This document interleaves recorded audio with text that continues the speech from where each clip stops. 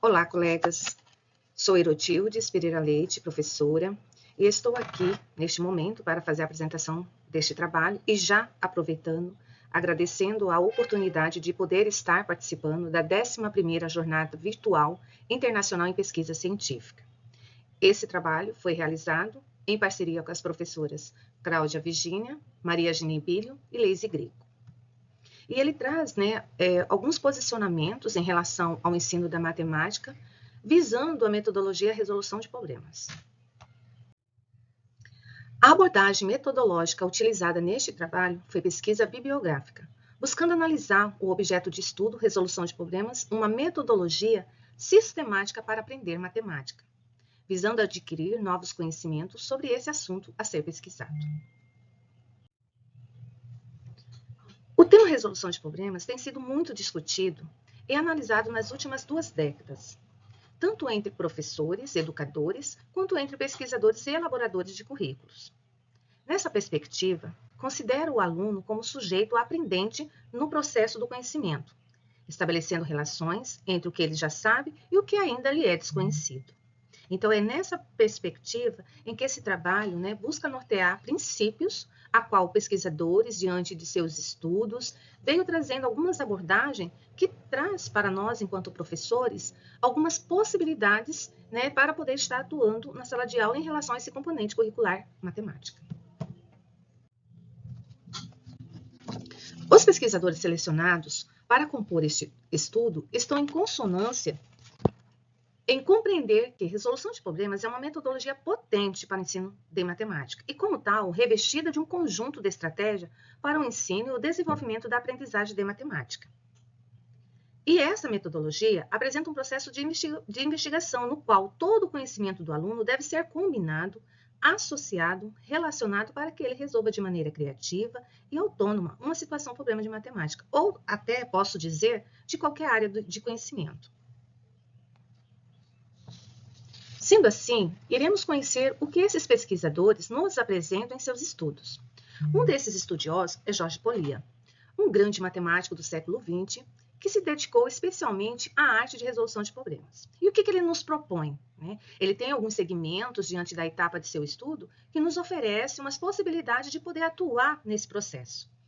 A primeira etapa, ele diz que o aluno, quando ele está diante desse processo de resolução de problemas matemáticos, no primeiro momento, ele precisa compreender de forma clara o que está sendo tratado nesse problema matemático. Ou seja, ele precisa fazer essa leitura, ter uma compreensão do que é que está sendo proposto a ele.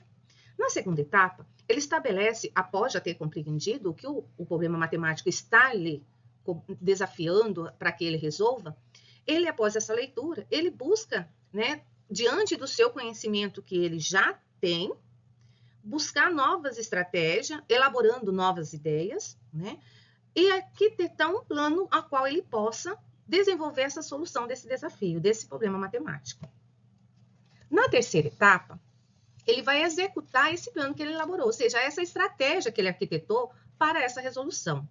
E é importante dizer que Polias, ele nos traz isso passo a passo, porque ele tem esse entendimento que resolução de problemas matemáticos não é prática de exercício. Está para além disso, é uma metodologia que precisa ser seguida passo a passo para que o aluno possa compreender e exercitar e construir o conhecimento a partir desse processo. Na quarta etapa, Polias nos diz que, mesmo que o aluno já tenha compreendido, já tenha elaborado uma estratégia e resolvido, é necessário que ele, a partir desse resultado, ele possa observar se realmente aquele resultado a qual ele chegou é validado para aquela situação. Caso não seja, é preciso observar esse erro, trabalhar em cima dele e ver o que é preciso ser feito para que esse resultado possa ter validade.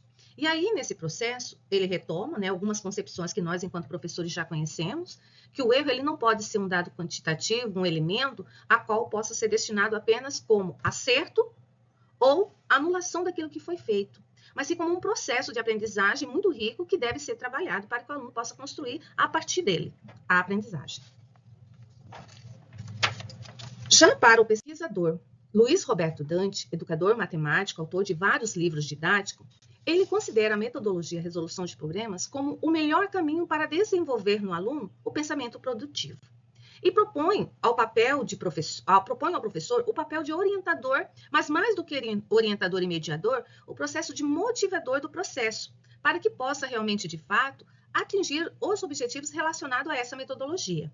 Então, ele diz que, quando o professor, na sala de aula, ele busca, né, diante do seu processo metodológico, instigar os alunos, fazer perguntas, inferências relacionadas àquele problema matemático, ele contribui para que o aluno possa pensar de forma produtiva, desenvolver o raciocínio lógico e criativo, ensinar o aluno a enfrentar situações novas, porque a partir do momento que ele resolveu determinada situação, problema, e ele passa a, de certa forma, desenvolver estratégias diferenciadas, a partir desse momento ele vai tendo esse crescimento e vai elaborando novos conhecimentos a partir daquele a qual ele resolveu.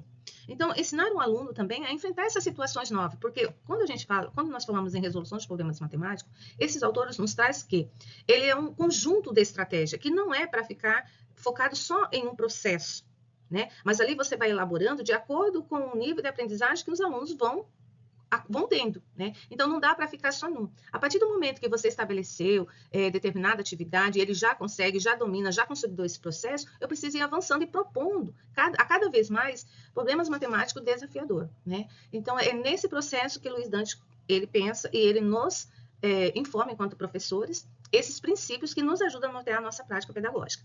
E aí, assim, contribui para que o aluno se envolva em aplicações da matemática, onde ele possa estar, né, trazendo os conceitos que ele já conhece, elaborando novos a partir daquele a qual ele é desafiado, e assim também trazendo outros elementos que já traz com ele, do conhecimento social, histórico, de sua própria vida cotidiana e todos os outros mais.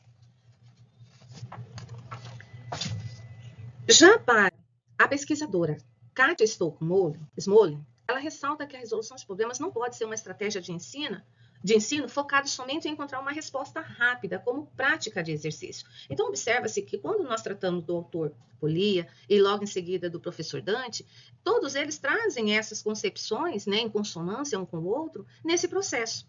E ela ressalta que a resolução de problemas, ela precisa ser tratada como algo desafiador. Se não é algo que propõe ao aluno ele pensar e elaborar estratégia, ela passa a ser somente uma prática de exercício. E prática de exercício, muitas vezes, acaba levando o aluno a ter processos mecânicos, onde ele simplesmente procura dados elementares, principalmente numéricos, dentro do enunciado, para resolver determinadas operações matemáticas.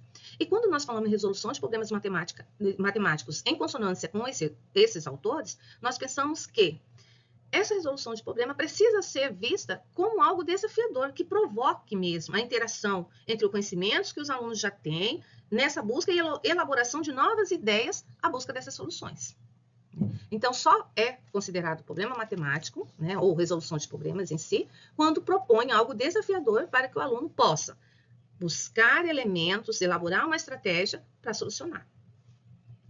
Já para as pesquisadoras Norma Sueli Gomes Alevato e Lourdes de la Roça Nuchi, somos desse conjunto de estudo e enfatiza que todos esses pressupostos apresentados pelos autores já anteriores aqui apresentados se configuram não como um novo conceito de ensinar, mas como meios essenciais de construir o ensino e a aprendizagem matemática.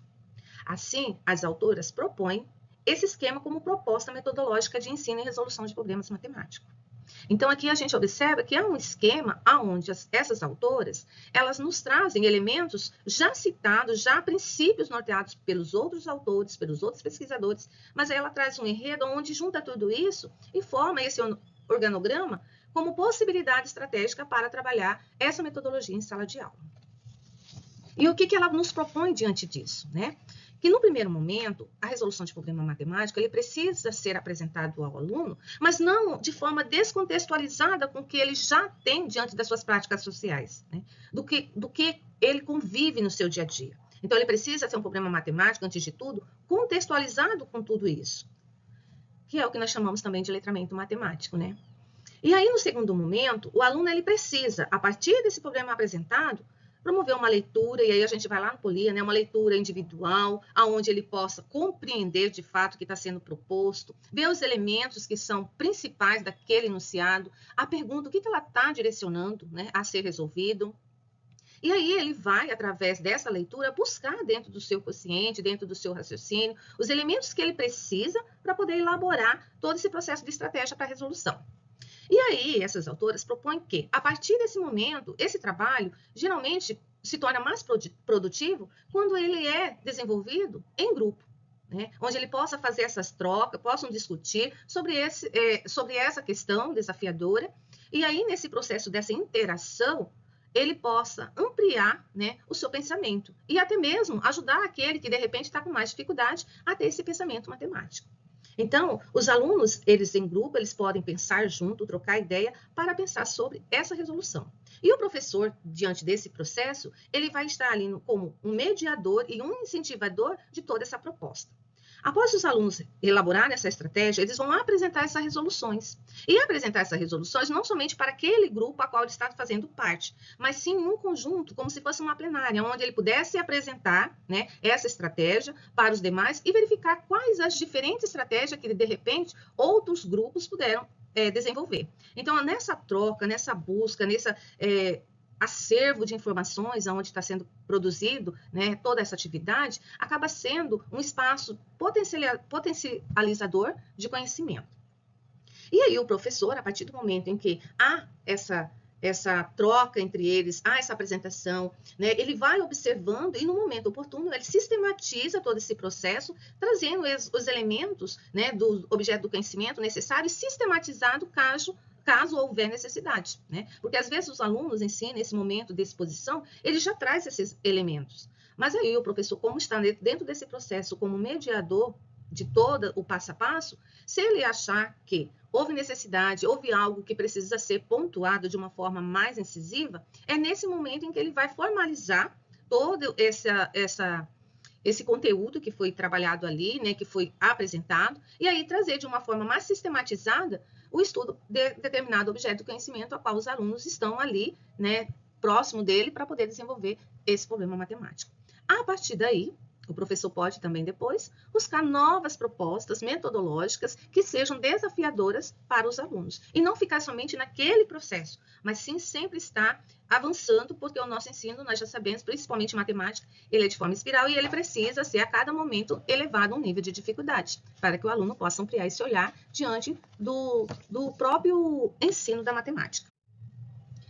Nesse contexto, então, temos que a partir do olhar, né, desses princípios norteadores que os autores nos apresentaram, tem-se que resolução de problemas, seguindo as orientações a qual nos foi apresentada, propicia-se um olhar mais atento e reflexivo do professor, permitindo aos alunos a construção de um conhecimento desenvolvido por si próprio, onde ele possa ser o protagonista desse processo, né?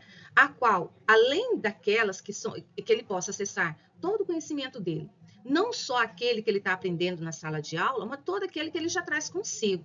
E neste estudo também nos aponta um caminho de possibilidades para um ensino construtivo do saber matemático. Então, foi nesse sentido que esse trabalho foi elaborado, foi nessa intenção de trazer, né, o parâmetro desse olhar, para que nós, enquanto professores, possamos, né, ampliar no sentido de buscar novas possibilidades para o trabalho com resolução de problemas matemáticos em sala de aula. Foi esse o nosso objetivo. Então, esse é o nosso trabalho a qual nós desenvolvemos. Espero ter contribuído, né, de alguma forma com vocês, não só eu, como a nossa equipe. Então, esperamos que isso possa vir somar com todos nós enquanto educadores. Obrigada.